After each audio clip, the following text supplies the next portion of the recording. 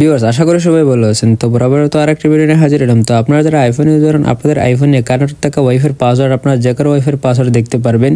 অনেক সময় দেখবেন আপনাকে কেউ যদি ওয়াইফাই পাসওয়ার্ড দেয়, সে কী করে হাতে মোবাইল নিয়ে তখন ওয়াইফাই পাসওয়ার্ডটা দিয়ে দেয়।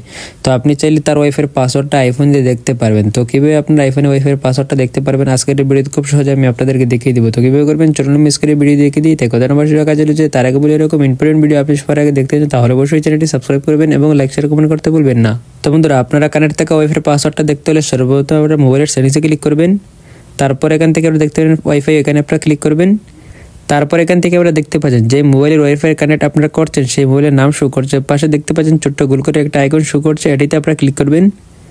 তারপর নিচে দেখতে পাচ্ছেন পাসওয়ার্ড, এখানে আপনারা ক্লিক করবেন। এখানে আপনার হোম লকের পাসওয়ার্ডটা দিয়ে দিবেন। এই জায়গায় পাসওয়ার্ডটা দিলে একটা ম্যাজিক দেখতে পারবেন। এখান থেকে আমরা দেখতে পাচ্ছেন ওয়াইফাই পাসওয়ার্ডটা শো করছে, নিচে দেখতে পাচ্ছেন।